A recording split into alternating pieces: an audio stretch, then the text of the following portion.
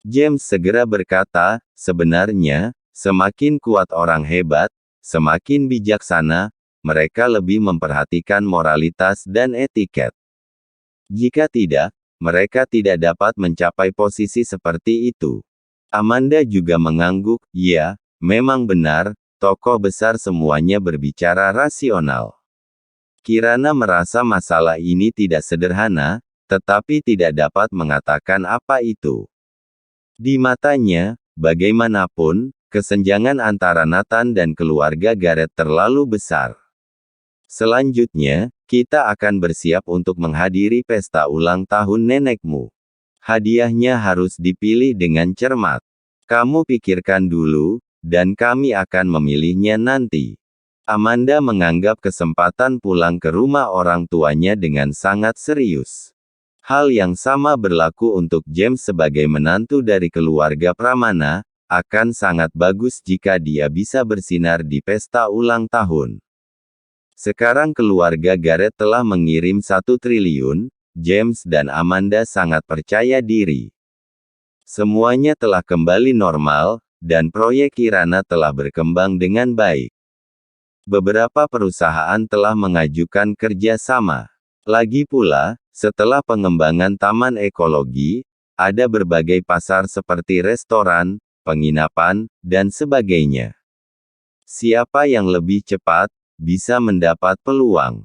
Oh ya, Nathan, siang ini aku ada pertemuan. Sebuah perusahaan asing ingin kerjasama, membangun restoran western di taman ekologis. Apa kamu mau datang? Di pagi hari, Kirana bertanya. Kamu saja, aku punya hal lain yang harus dilakukan. Karena Nathan memang memiliki urusan hari ini. Neville yang menghubunginya. Sesampai tempat tinggal Neville, Vermilion menyerahkan sebuah dokumen. Lapor Dewa Perang. Pasukan khusus penyerangan Vigorous telah berhasil menyelesaikan misinya, sudah evakuasi dari garis depan. Menurut peraturan, sekarang kembali ke zona perang selatan sebelah kota South Mantis untuk istirahat. Tolong beri instruksi. Vermilion memberi hormat. Nathan melihat dokumen itu dan mengangguk, oke, biarkan tentara Vigorous melakukan penyesuaian terlebih dahulu, dan tunggu instruksi selanjutnya. Sebagai panglima dari 9 zona perang, Nathan memiliki hak untuk memobilisasi pasukan. Tapi biasanya dia menggunakan pasukannya sendiri, Brigadir Besi Kunlun di medan perang perbatasan. Brigade Besi Kunlun dibagi menjadi beberapa tim, kekuatan tempur Vigorous berada di garis depan, dan sangat kuat. Pasukan Vigorous telah bertempur di perbatasan selama 2 tahun, sekarang saatnya untuk beristirahat. Beberapa hari lagi, aku akan pergi ke kota South Mantis untuk menghadiri perjamuan ulang tahun Nenek Kirana, aku akan pergi ke zona perang selatan. Kata Nathan, itu bagus, para pasukan Vigorous semua ingin melihatmu, Dewa Perang. Vermilion tertawa. Setelah kembali ke rumah di malam hari, Kirana memberitahu Nathan bahwa negosiasi kerjasama hari ini telah berhasil. Vic Catering Company secara langsung mengeluarkan deposit 30 miliar untuk menetapkan kerjasama ini. Ini adalah uang pertama yang dihasilkan proyek. Kirana menyerahkan kartu kepada Nathan. Apa yang kamu lakukan? Nathan tercengang. Bukankah kamu meminjam 5 miliar saat itu? Cepat lunaskan. Ternyata Kirana selalu mengingat ini. Oke, kalau begitu aku akan mengambilnya. Setelah Nathan menerima kartu itu, dia mulai memeriksa kontrak dengan Vic Catering Company. Ternyata salah satu anggota Kamar Dagang Anhemia. Perusahaan yang dijalankan oleh orang asing ini, memiliki kebijakan yang menguntungkan dari pemerintah. Jauh lebih menguntungkan daripada perusahaan lokal. Nathan menghela nafas. Tampaknya pemerintah lebih mendukung perkembangan orang asing, memberikan kemudahan dan kebijakan preferensial. Terkadang bahkan membuka jalur khusus. Kirana tersenyum dan berkata, kamu baru tahu. Dari dulu seperti ini. Apapun yang dilakukan orang asing ini di sini selalu memiliki hak istimewa, selalu begitu. Wajah Nathan berubah, mereka lebih tinggi dari yang lain. Konyol. Kirana menggelengkan kepalanya, mau bagaimana, mereka lebih unggul. Semua orang mengakuinya. Nathan mengerutkan kening, Neselandiaku adalah negara besar, sejak kapan giliran orang asing menjadi orang-orang kelas atas? Mau bagaimana? Orang asing diterima di mana-mana. Pelajar asing juga punya keuntungan lebih. Banyak gadis menyukai pelajar asing sekarang. Ketika melihat wajah asing, mereka tidak sabar untuk mengorbankan diri. Ada banyak fenomena seperti itu, dan tidak ada yang bisa kita lakukan walaupun merasa tidak adil. Kirana merentangkan tangannya tanpa daya. Ini telah terjadi selama bertahun-tahun. Terkadang ketika mengikuti tender, standar yang dipilih bukan kekuatan dan prospek kamu, tetapi orang asing ini. Cahaya dingin melintas di mata Nathan. Oh ya, aku punya uang, aku ingin membelikan rumah baru untuk ayah. Sekarang rumah lama itu masih atas nama ayah. Besok, dia ingin memindahkan atas nama ibu. Bagaimana menurutmu? Kirana bertanya. Uang hasil kerja kerasmu sendiri, kamu atur saja. Keesokan harinya, James datang ke otoritas perumahan dengan penuh semangat. Ada antrean panjang di depan otoritas perumahan. James mengantre selama 1 jam dan akhirnya giliran dia. Ketika James dengan senang hati, memegang dokumen dan masuk. Pada saat ini, 2 orang tiba-tiba masuk antrean, menghalangi langsung di depannya. Hei hei hei, apa yang kamu lakukan? Kamu memotong antrean. James segera berteriak. 2 sosok tinggi di depan menoleh, mereka adalah 2 orang asing. Mereka bahkan mengacungkan jari tengah pada James. Pergi yang jauh. James tercengang. Menghabiskan 1 jam dalam antrean sendirian, dipotong antreannya, bahkan dipermalukan. Ini jelas intimidasi. Bukan hanya James tidak senang. Orang-orang di belakang James juga tidak setuju. Mengapa? Semua orang mengantre, jadi mengapa kalian potong antrean? Pada saat ini, itu adalah jam sibuk dan setidaknya ada 70 atau 80 orang berbaris di belakang James. 2 orang ini datang langsung memotong antrean, dan masih menerobos paling depan, tidak peduli siapapun pasti akan marah. Kalian antre ke belakang. Jangan potong antrean. Cepat keluar dari sana. Tidak peduli latar belakang apa yang kamu miliki, cepat berbaris. Sekelompok orang berteriak pada 2 orang asing itu. Mereka sudah menyebabkan kemarahan massal.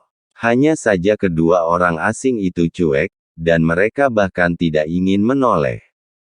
Melihat begitu banyak orang mendukungnya, James mengumpulkan keberaniannya, dia melangkah maju dan mendorong mereka berdua. Keduanya berbalik. Salah satu dari mereka bertanya dengan marah, "Ada apa? Kamu tidak boleh memotong antrean. Pergilah ke belakang dan mengantre seperti yang lain. Kamu tidak melihat begitu banyak orang mengantre di belakang?" James berkata dengan dingin. Yang lain juga menggema, "Ya, kalian mengantre yang benar. Kalian tidak memiliki hak istimewa, semua melakukan hal yang sama." Terlihat 2 orang asing mencibir, Kami datang ke Neselandia, kami tidak pernah mengantre, oke. Kami memiliki prioritas dalam segala hal. Selain itu, urusan kami jauh lebih penting daripada kamu." Prioritas apa? Aturan dari siapa? Kalian semua harus berbaris dimanapun kalian pergi. Urusan apa lebih penting dari kita? Cepat dan berbaris di belakang. Semua orang berteriak. Selanjutnya giliranku, kalian berdua antre dulu. James mengambil langkah maju dengan dokumennya dan ingin masuk. Diblokir oleh 2 orang asing. Salah satu dari mereka mengambil dokumen James. Sret, dia merobek semua dokumen James. Dalam sekejap, James tercengang. Begitu juga yang lain.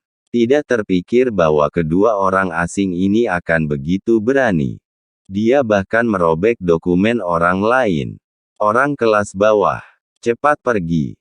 Kedua orang asing itu mengacungkan jari tengah, memaki dan mendorong James. James berkata dengan marah, "Aku akan menghajarmu." Tentu saja, James bukan lawan dari dua pria setinggi 1,9 meter itu, dan segera dua tamparan di wajahnya. Masalah menjadi besar. Petugas mulai keluar.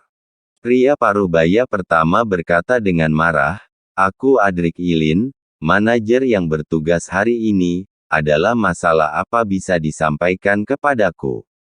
Semua orang buru-buru berteriak, mereka memotong antrean. Mereka juga merobek dokumen. Mereka juga memukuli orang. James mengadukan masalah yang terjadi. Yang pertama dilakukan Adrik Ilin malah mengantar dua orang asing masuk ke lobi. "Mister, bisnis Anda penting, silakan masuk dulu." Tepat dengan tatapan puluhan orang, Adrik Ilin melakukan hal ini. Langkah ini membangkitkan ketidakpuasan di mata semua orang. Kenapa mereka bisa masuk? Ya, apa boleh mereka memotong antrean? Apa orang asing punya hak istimewa? Adrik Ilin menurunkan tangannya dan memberi isyarat kepada semua orang untuk diam. "Biarkan aku jelaskan alasannya. Dalam peraturan tertentu, orang-orang ini memiliki hak istimewa. Mereka datang untuk membantu perkembangan kita, tidak tahu berapa banyak pendapatan yang mereka hasilkan. Dibandingkan dengan Anda, urusan mereka lebih penting. Mereka memotong antrean tidak apa-apa, tidak banyak mempengaruhi kalian juga." Adrik Ilin menjelaskan. Tetapi apa? Pergi kalau kamu tidak mau." Sikap Adrik Ilin sangat keras. Sekarang semua orang mengantre dengan diam, tidak ada yang bisa dikatakan. James berkata dengan marah, "Bagaimana dengan urusanku? Beri aku penjelasan." Semua dokumennya robek. Adrik Ilin melirik kertas berserakan di lantai dan berkata sambil mencibir, "Jika dokumennya robek, ajukan kembali saja. Bagaimana dengan urusan memukulku?" James menunjuk ke wajahnya. Adrik Ilin mencibir, "Orang-orangku melihat bahwa kamu yang pertama melakukannya." "Kamu?" James hampir meledak. Pada saat ini, seorang anggota pegawai berlari keluar dan membisikkan sesuatu di telinga Adrik Ilin. Ekspresi Adrik Ilin berubah setelah mendengar ini. Dia memelototi James dan berkata, "Apa kamu masih ingin mengurus dokumen?" James tercengang, "Apa maksudmu?" "Kedua pria itu marah karena tindakan kasarmu. Mereka memintamu untuk berlutut dan meminta maaf, baru akan memaafkanmu." Adrik Ilin berkata. James tampak tidak percaya, "Apa? Mereka memotong antrean dan memukul kemudian merobek dokumen kontrak, dan sekarang meminta aku untuk berlutut dan meminta maaf. Apa tidak salah?" "Haha, ini benar-benar salahmu." Adrik Ilin berkata dengan serius. James tercengang, "Salahku? Tahukah kamu, kedua orang ini memiliki latar belakang. Bisnis mereka menghasilkan banyak uang dan banyak masalah ketenaga kerjaan yang mereka selesaikan. Ini bagus untuk Anhemia dan kamu. Waktu mereka sangat berharga, apa salah memotong antrean? Kamu membuang waktu orang lain, bukankah itu salahmu?" James terkejut dengan kekeliruan ini. "Apa maksudmu?" "Aku. Apa katamu? Apa kamu masih ingin mengurus dokumen?" "Aku beritahu dengan jelas, jika kamu tidak meminta maaf kepada mereka, dokumen ini tidak perlu kamu urus. Aku akan menahannya seumur hidupmu, percaya atau tidak." Adrik Ilin membuat ancaman terbuka. James benar-benar tercengang. Tidak menyangka akan seperti ini. Tidak terbayangkan Adrik Ilin memperlakukan warga negara sendiri dengan begitu kejam. Yang lain tidak berani berbicara. Jika ada yang membantahnya, Adrik Ilin tidak akan membiarkan mereka mengurus surat-surat. Kita hanya bisa menutup sebelah mata. Bagaimana menurutmu? Katakan. Adrik Ilin bertanya dengan tajam. Aku memilih minta maaf dan mengajukan ulang. James menundukkan kepalanya. Untuk tinggal di rumah baru dan berhasil memindahkan nama rumah lama, dia memilih untuk bersabar dan meminta maaf. Oke, dua pria itu kebetulan punya waktu hari ini, mereka menyuruhmu sekarang antre dari paling belakang. Bila kamu sudah sampai di barisan depan lagi, aku akan membiarkanmu untuk meminta maaf kepada mereka. Jika mereka puas, aku akan mengurus dokumenmu. Adrik Ilin menepuk pipinya. James hampir meledak. Sebelumnya mengatakan waktu mereka berharga, sekarang malah ada waktu untuk melihat dia mengantre lagi. Oke, aku berjanji. James mencoba bersabar lagi, dan antre ke barisan terakhir. Ketika dua orang asing di dalam melihat ini, mereka tertawa. Dia juga mengangkat jari tengahnya ke James, mengutuk di mulutnya. Adrik Ilin dengan senang hati melayani dua orang asing itu, menyajikan kopi dan lain-lain. James berdiri di belakang, wajahnya pucat karena marah. Semakin dipikir, semakin marah. Tidak bisa dibiarkan begitu saja. Oh ya, tanya pada Nathan apa yang bisa dia lakukan. Setelah menerima telepon dari Kirana yang mengatakan bahwa James mengalami kecelakaan, Nathan langsung pergi ke otoritas perumahan. Terlihat antrean panjang di depan kantor otoritas perumahan. James berdiri di belakang dengan wajah marah dan dua bekas tamparan merah di wajahnya. Nathan melangkah maju dan bertanya, "Ayah, kenapa?" "Nathan, aku dipukuli." James seperti anak kecil yang mengadu dan memberi tahu Nathan segalanya. Setelah Nathan mendengarnya, dia meledak karena marah. Dia baru mendiskusikan masalah ini dengan Kirana tadi malam, dia tidak menyangka akan menghadapinya hari ini, dan terjadi pada ayah mertuanya. Nathan menarik James dan berjalan ke depan. "Ayo, ayah, aku akan minta penjelasan. Bagaimana mungkin masalah ini dibiarkan begitu saja?" Nathan berkata dengan marah. James mendapat keberanian di hatinya dan bergegas bersama Nathan. "Siapa yang memukul pria ini? Keluar!" Nathan berdiri di pintu dan berkata dengan marah. Pada saat ini, Adrik Ilin dan pegawai lain keluar satu per satu. Ketika dia melihat James, dia segera berkata dengan marah, "Apa yang kamu lakukan? Bukankah aku menyuruhmu untuk berbaris di luar? Aku bertanya siapa yang memukul pria ini?" Nathan bertanya dengan suara dingin. "Wow, tentara penyelamat ada di sini. Kuberitahu kamu, kamu tidak akan bisa mengurus surat-surat ini seumur hidup.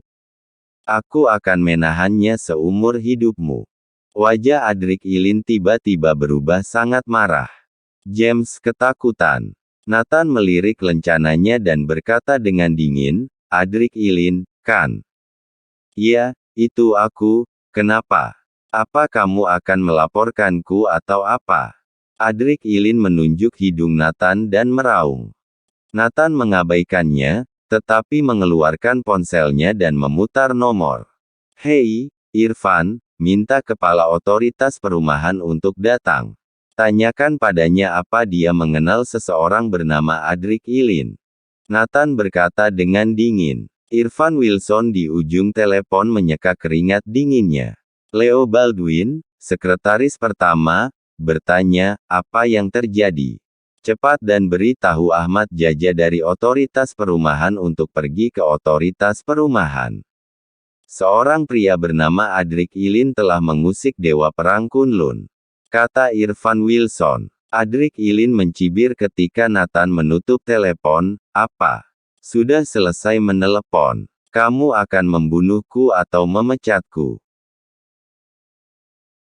Nathan mendorongnya pergi dan datang ke lobi, matanya tertuju pada dua orang asing. Apa kamu baru saja memukuli seseorang? Melihat ini, kedua orang asing itu berdiri. Langkah demi langkah menuju Nathan. Ya, kami yang memukulinya. Kamu ingin balas dendam. Kedua orang asing itu berbicara bahasa yang tidak lancar dan memandang Nathan dengan jijik. Minta maaf. Minta maaf karena memukulnya. Nathan memerintahkan. Minta maaf. Tidak mungkin. Bagaimana mungkin kami meminta maaf kepada seekor monyet? Kedua orang asing itu sangat arogan. Nathan dan James adalah orang yang lebih rendah di mata mereka. Tidak menganggap mereka sama sekali. Sudah memukul orang harus minta maaf. Sikap Nathan tegas, rasa dingin terpancar dari tubuhnya. Kedua orang asing itu sangat tidak senang dengan cara Nathan memandang mereka, karena mereka lebih tinggi dari Nathan, mereka memandang rendah padanya. Dia mengulurkan tangan untuk mendorong Nathan. Buk! Tapi Nathan menendang lutut pria itu seperti kilat. Dalam sekejap, pria itu jatuh sambil berteriak kesakitan. Buk! Satu lagi juga berakhir sama, berlutut dan berteriak. Keduanya berjuang untuk bangun, Nathan menginjak bahu mereka, keduanya tampak kempes seperti bola dan tidak bisa bangun lagi. Hanya bisa berlutut dengan patuh. Ayah, bagaimana mereka menamparmu? Kamu bisa menamparkan mereka. Nathan berkata pada James. James ragu-ragu sejenak, tetapi melangkah maju. Prak, prak, prak. Beberapa tamparan di wajah keduanya dengan suara yang nyaring. James menghela nafas. Baik, sangat bagus, sangat memuaskan hati. Prok, prok, prok. Orang-orang yang berbaris di luar bertepuk tangan. Di negara sendiri, diganggu orang asing, siapa yang tahan? Ini sangat keren sekarang. Ingat, ini adalah negara Neslandia. Kamu setara dengan kami, ini bukan tempat di mana kamu memiliki hak istimewa. Nathan berkata dengan dingin. Kedua orang asing itu menatap Nathan dengan jijik, monyet rendahan. Tunggu saja apa yang akan terjadi. Kamu akan habis. Adrik Ilin juga setuju, ya, nasibmu sudah tamat. Apa kalian tahu apa yang telah kalian lakukan? Aku minta mereka untuk meminta maaf, apa salahnya? Kata Nathan. Dia menendang kedua orang asing itu dan berkata dengan marah, minta maaf. Pertama, minta maaf karena memotong antrean. Kedua, minta maaf karena merusak dokumen orang lain. Ketiga, minta maaf sudah memukul orang. Pada saat ini, James merasa bahwa menantu ini sangat hebat. Kemana pecundang itu? James juga berteriak, ya, minta maaf. Hei, apa kamu tahu apa yang kamu lakukan? Sekarang kamu punya masalah besar. Adrik Ilin segera berteriak. Hanya saja Nathan tidak memedulikannya. Dia memandang dua orang asing yang marah dan berkata sambil tersenyum, tidak mau meminta maaf. Bagus. Aku punya cara untuk membuat kalian meminta maaf, kalian akan dideportasi dari Neslandia. Apa kamu tahu apa yang kamu lakukan? Habis riwayatmu. Kamu akan mati. Adrik Ilin memperingatkan. Nathan tersenyum, apa? Kamu tidak senang melihat orang asing yang berlutut. Aku mendengar, ini adalah hak istimewa yang kamu berikan. Aku ingin bertanya kepadamu, kualifikasi apa yang mereka punya untuk memiliki hak istimewa darimu? Kamu membiarkan warga sendiri menghabiskan 1 atau 2 jam untuk mengantre dan membiarkan orang-orang ini memotong dalam antrean. Kamu ingin berlutut dan tidak bisa berdiri lagi. Kuberitahu kamu, pengurusan suratmu tidak akan pernah dilayani mulai sekarang. Adrik Ilin mengancam. Haha, kalau begitu mari kita lihat. Saat itu, sebuah mobil putih berhenti di sisi jalan. Mohon like dan subscribe channel ini, agar channel ini terus berkembang. Terima kasih.